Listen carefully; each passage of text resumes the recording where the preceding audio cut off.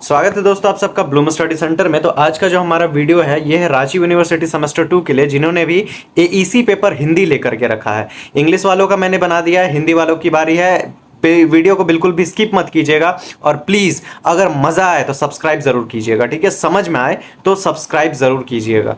आप लोग वीडियोस तो देख रहे हैं, 4000 5000 लोग वीडियोस देखते हैं बट सब्सक्राइब एक भी नहीं करते, ठीक है। बट आई होप कि आप लोग करिएगा, हिंदी वाले सपोर्ट कीजिएगा। कुछ लोगों ने हिंदी का कमेंट किया था इसलिए मैं उनके लिए बना रहा हूं, तो आई होप कि वो लोग सपोर्ट करें मुझे। सबसे पहले सिलेबस देख लीजिए क्या है बापू दिनकर के बारे में। इसमें हम लोग करेंगे specially only previous year question, भर भर के प्रीवियस ईयर का क्वेश्चन करेंगे। इतना सारा मैं करा दूंगा कि एक्स्ट्रा क्वेश्चंस आपके लिए नहीं आएगा। बापू दिनकर के बारे में पढ़ना है आपको। यहां पर में जो बापू है वो एक कविता है जो किनके द्वारा लिखा गया है, रामधानी सिंह दिनकर के द्वारा। तो ये जो रामधानी सिंह दिनकर के द्वारा जो बापू नामक कविता लिखा गया उसके बारे में आपको पढ़ लेना है। दूसरा है पारिभाषिक शब्दावली क्या होती है, ये पढ़ लीजिए। व्यवहारिक हिंदी और तकनीकी हिंदी किसे कहते हैं, ये पढ़ लीजिए।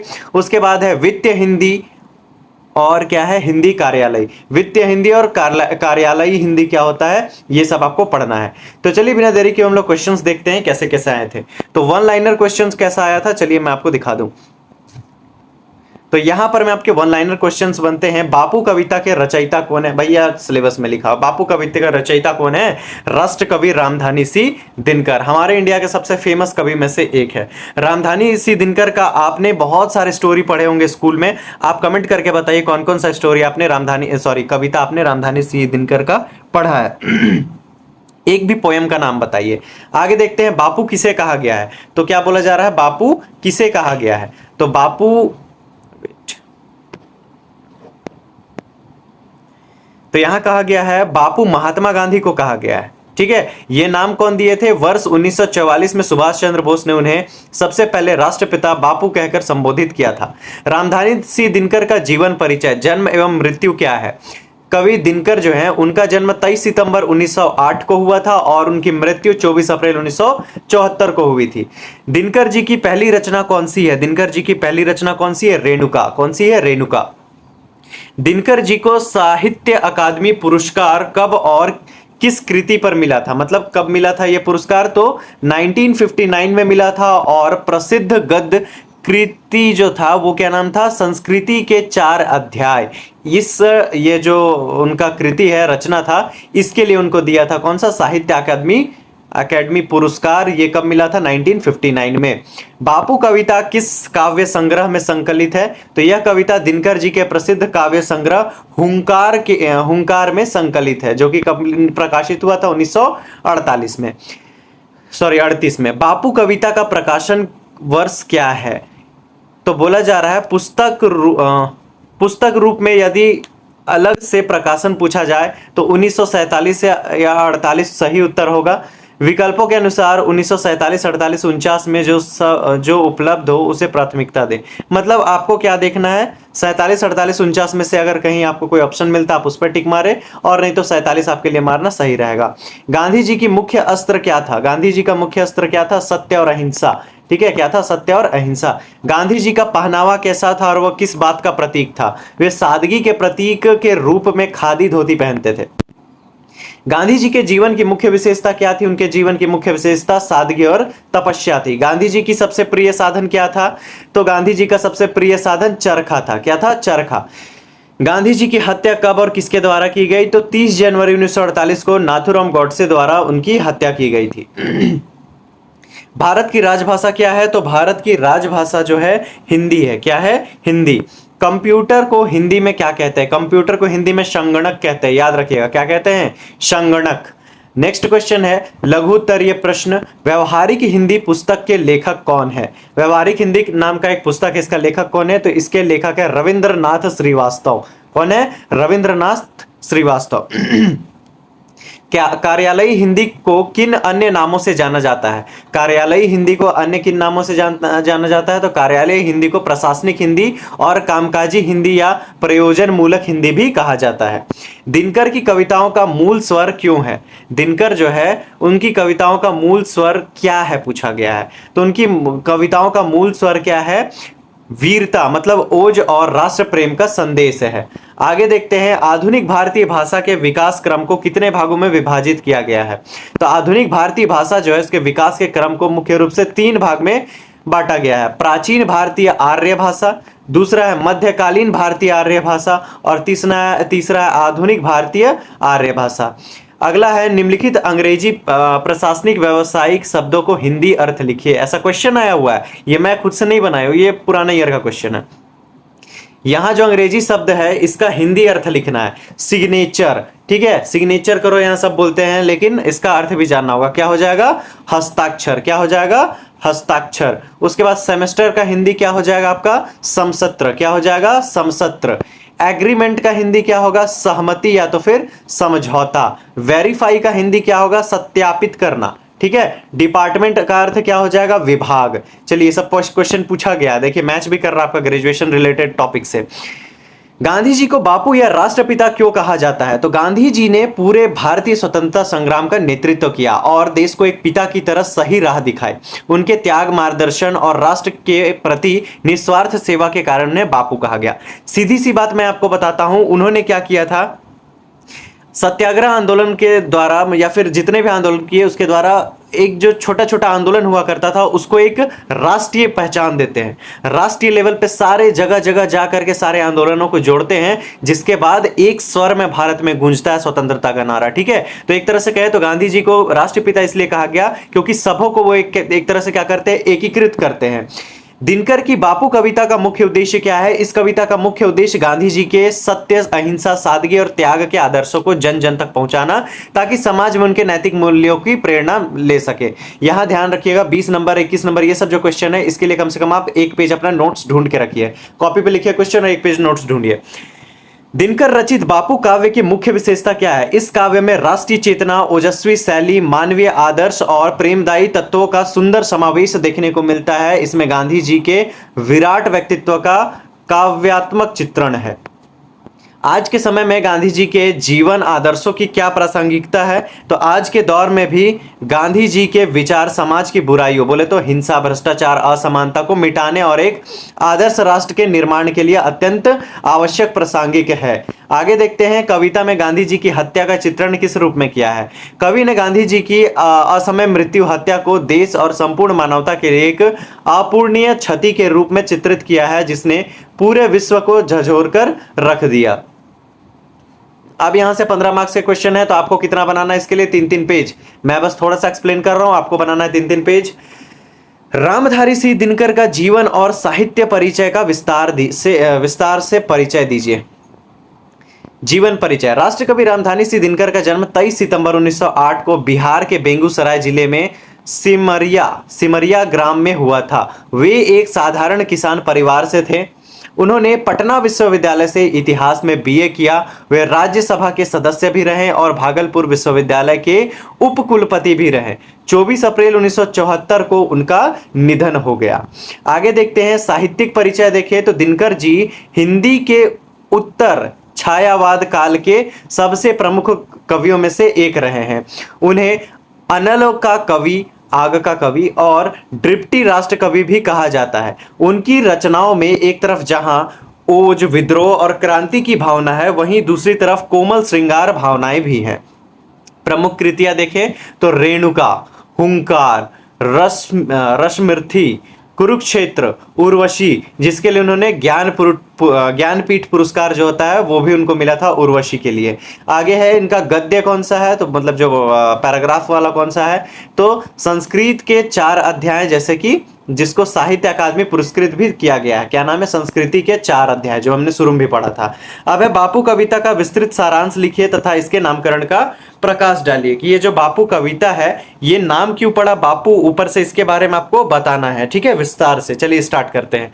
तो यहां पर मैं क्या बताया गया है, ध्यान से देखिए कि बापू नाम सुनते ही भारतीय मानस में महात्मा गांधी का चित्र उभर के आ जाता है। दिनकर जी ने अपनी कविता का नाम बापू रखकर सीधे उस महापुरुष के प्रति देश की अगाध श्रद्धा को प्रकट किया है। पूरी कविता गांधी जी के इर्द गिर्द घूमती है, अतः यह नामकरण सर्वथा उपयुक्त और सार्थक है। कविता का सारांश पढ़े कि कविता को जो हम लोग भावार्थ लिखते थे क्लास 9-10 में, है ना, कि कवि कहना प्रस्तुत पंक्तियों में कवि कहना चाहता है कि वैसे ही, तो इसमें वही लिखेंगे। प्रस्तुत पंक्तियों में रामधानी सी दिनकर अपने कविता में कहना चाहते हैं कि बापू कविता में दिनकर जी ने महात्मा गांधी के विराट, अलौकिक और युग प्रवर्तक व्यक्तित्व की वंदना की है। कवि कहते हैं कि जब पूरा विश्व हिंसा, युद्ध और भौतिकता की आग में जल रहा था, तब बापू ने सत्य, अहिंसा और प्रेम का संदेश दिया। उन्होंने बिना किसी अस्त्र शस्त्र के केवल आत्मबल के सहारे दुनिया में सबसे शक्तिशाली ब्रिटिश साम्राज्य को घुटने टेकने पर मजबूर किया। कवि ने उनके सादे पहनावे, खादी की धोती, चरखे और उनकी तपस्यामयी जीवन शैली का वर्णन करते हुए उन्हें नए युग का निर्माता, युग पुरुष घोषित किया। कविता के अंतिम भाग में उनकी हत्या पर गहरा शोक व्यक्त करते हुए उनके विचारों को अमर बताया गया है। नेक्स्ट क्वेश्चन है, इसके लिए भी 3 पेज। व्यवहारिक हिंदी का क्या स्वरूप है? इसके विभिन्न स्वरूप, कार्यालयी, वित्तीय और तकनीकी हिंदी का विस्तृत वर्णन कीजिए। व्यवहारिक हिंदी क्या है? इसमें जो कार्यालयी हिंदी, वित्तीय हिंदी, तकनीकी हिंदी, ये सब क्या है? उत्तर देखें। व्यवहारिक हिंदी का स्वरूप समझिए, वह हिंदी जिसका प्रयोग हम अपने दैनिक जीवन के विविध कार्य क्षेत्रों में करते हैं, जैसे प्रशासन, व्यवसाय, विज्ञान, तकनीक और संचार में करते हैं, व्यवहारिक हिंदी कहलाती है। यह आम बोलचाल में हिंदी से थोड़ी भिन्न और अधिक औपचारिक होती है। ठीक है, आगे देखते हैं विभिन्न रूपों का वर्णन। सबसे पहले कार्यालयी हिंदी आता है। ये क्या होता है भैया? तो सरकारी, अर्ध सरकारी कार्यालयों और प्रशासनिक विभागों में कामकाज के लिए, जैसे कि हम लोग फॉर्मल लेटर लिखते हैं, वो सब पत्र व्यवहार, टिप्पणी और प्रारूपण के लिए जिस हिंदी का प्रयोग होता है उसे कार्यालयी या प्रशासनिक हिंदी कहते हैं। इसकी भाषा निश्चित, स्पष्ट और तटस्थ होती है। नेक्स्ट है वित्तीय हिंदी। क्या है? वाणिज्य, व्यापार, बैंकिंग, शेयर बाजार और अर्थशास्त्र के क्षेत्र में प्रयुक्त होने वाला हिंदी वित्तीय हिंदी कहते हैं। इसमें आर्थिक शब्दावलियों का विशेष प्रयोग होता है। तकनीकी हिंदी क्या है? तो विज्ञान, कंप्यूटर, सूचना प्रौद्योगिकी और इंजीनियरिंग के क्षेत्र में प्रयुक्त होने वाली पारिभाषिक शब्दों के से युक्त हिंदी को तकनीकी हिंदी कहा जाता है। 3 तरह का हिंदी मैंने बताया। पहला हिंदी कार्यालय में जो यूज होता है, लाइक सरकारी दफ्तर उफ्तर में, ऑफिस में। दूसरा क्या? वित्तीय में, बोले तो तुम्हारा वाणिज्य, व्यापार, बैंकिंग, शेयर बाजार, ये सब में जो हिंदी यूज होता है। तकनीकी हिंदी जैसे कि विज्ञान, कंप्यूटर, सूचना, ये सब में। 28 नंबर देखिए, कार्यालयी हिंदी किसे कहते हैं? इसके प्रकार और प्रमुख विशेषताओं का वर्णन कीजिए। राजकीय शासन और शासकीय कार्यालयों के कामकाज के लिए प्रयुक्त होने वाली भाषा को कार्यालयी हिंदी कहते हैं। यह रहा इसका परिभाषा। संविधान के अनुच्छेद 343 के तहत हिंदी को संघ की राजभाषा स्वीकार किए जाने के बाद इसका महत्व अत्यधिक बढ़ गया है। कार्यालयी हिंदी के प्रकार, इसके अंतर्गत सरकारी पत्र, अर्ध सरकारी पत्र, परिपत्र, कार्यालय आदेश, अधिसूचना, अनुस्मारक और निविदा आदि शामिल है। आगे देखते हैं प्रमुख विशेषताएं। स्पष्टता देखते हैं पहले। इसमें द्विअर्थी या संदेहास्पद शब्दों के लिए कोई स्थान नहीं होता है। बात सीधे और साफ शब्दों में कही जाती है। तटस्थता बोले तो कार्यालयी भाषा में व्यक्तिगत भावनाओं या विचारों की जगह नियमों और तथ्यों को प्राथमिकता दी जाती है। मतलब जो फैक्ट होता है, नियम होता है, उसको माना जाता है। मोह माया, जोक, ये सब इसमें नहीं होगा। ठीक है। पारिभाषिक शब्दावली का प्रयोग, इसमें पूर्व निर्धारित प्रशासनिक पारिभाषिक शब्दों का ही प्रयोग किया जाता है। चलिए, हमेशा क्या होता है? अन्य पुरुष, मतलब थर्ड पर्सन में लिखा जाता है। जैसे यह आदेश दिया जाता है कि मैं आदेश देता हूं, मतलब यह आदेश दिया जाता है, इस तरह से, ना कि मैं आदेश देता हूं, ऐसा नहीं होता है ना। 29 नंबर देखिए, तो अगला क्वेश्चन है, इसके लिए भी आप कम से कम 3 पेज। ठीक है। यहां क्या लिखा गया है? पारिभाषिक शब्दावली से क्या तात्पर्य, इसकी विशेषताएं लिखते हुए 10 प्रमुख प्रशासनिक शब्द लिखिए। तात्पर्य, ऐसे शब्द जिनकी सीमाएं या अर्थ निश्चित और परिभाषित होती हैं, उन्हें पारिभाषिक शब्द कहते हैं। इनका प्रयोग किसी विशेष विज्ञान, दर्शन या प्रशासनिक क्षेत्र में एक निश्चित अर्थ व्यक्त करने के लिए किया जाता है। विशेषताएं देखें तो इनका अर्थ हमेशा निश्चित और स्थिर रहता है। संदर्भ बदलने पर भी अर्थ नहीं बदलता। इनमें संक्षिप्तता और सटीकता होती है। ये शब्द भाषा को अधिक गंभीर और प्रामाणिक बनाते हैं। 10 प्रशासनिक पारिभाषिक शब्द और उनके अर्थ देखिए। तो सबसे पहले नोटिफिकेशन, इसका अर्थ क्या होता है? अधिसूचना। रिजोल्यूशन, इसका क्या होता है? संकल्प या फिर प्रस्ताव। अप्रूवल, अनुमोदन, ठीक है, मतलब अनुमति देना एक तरह से। क्या है? करिकुलर, हाँ करिकुलर मतलब परिपत्र। उसके बाद क्या है, सीनियोरिटी मतलब वरिष्ठता। उसके बाद वेट, थोड़ा सा पीडीएफ में कुछ ग्लिच आ गया है, फिर से ओपन करता हूं मैं पीडीएफ।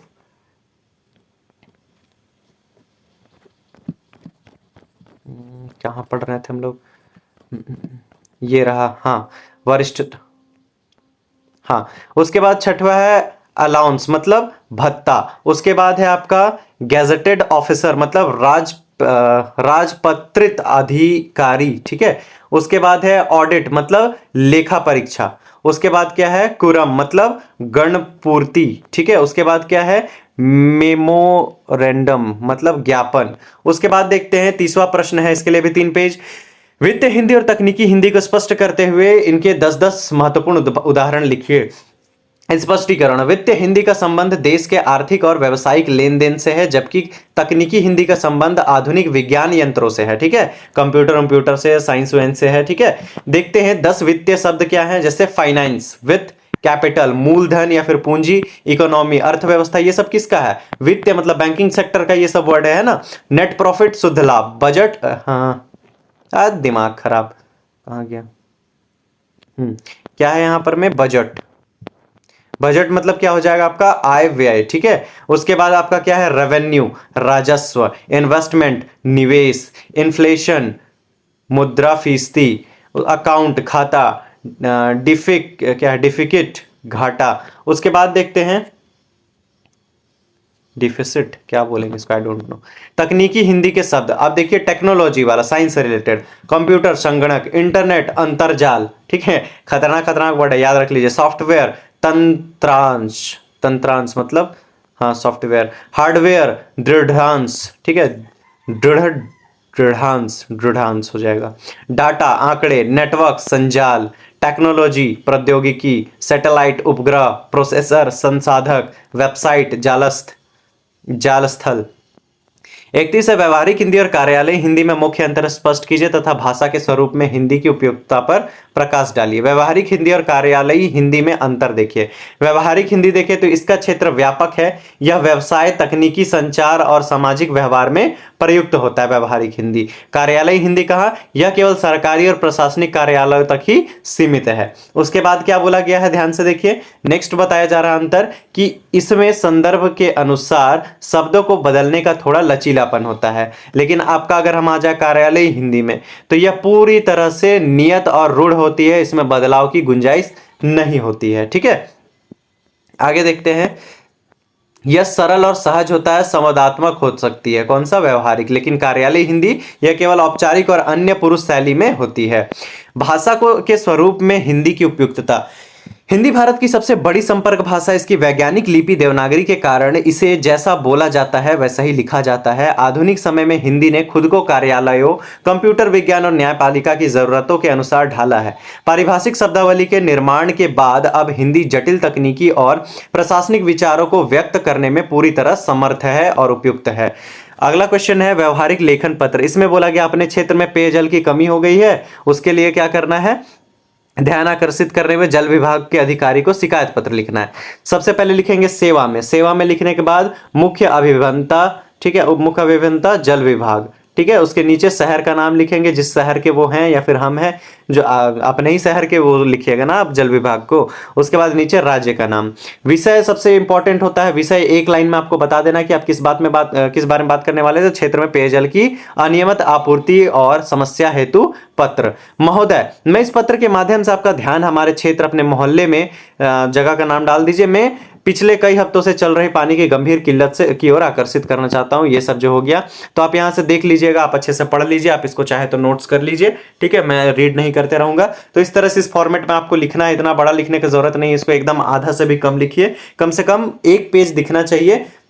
1 पेज ये लिखा हुआ नहीं, 1 पेज ये सब मिला करके, ठीक है, 1 पेज दिखना चाहिए। ऊपर में इतना कवर हो जाएगा, लाइक 1 पेज है तो ऊपर का इतना तो आपका कवर हो जाएगा, ठीक है। फिर यहां पर में आपका बॉडी होगा और इधर में आपका लास्ट पार्ट होगा। तो इस तरह से करके 1 पेज आपको क्या करना है, किसी तरह से कवर कर लेना है। तो चलिए गाइस, खत्म हो गया। अब चलते हैं हम लोग मुद्दे की बात पे कि सब्सक्राइब कर लीजिए। भले एग्जाम आपका लास्ट है, लेकिन ग्रेजुएशन अभी खत्म नहीं हुआ है और आपको जरूरत पड़ेगी ब्लूम स्टडी सेंटर की। सेमेस्टर 3 का ऑल टोटल वीडियोस बना हुआ है, तो आज ही सब्सक्राइब कर लीजिए ताकि सेमेस्टर 3 में no problem. Thanks for watching, मिलते हैं आप नेक्स्ट वीडियो में। इतना प्रिपरेशन कर लीजिए, आपका एग्जाम अच्छा जाएगा। Bye bye.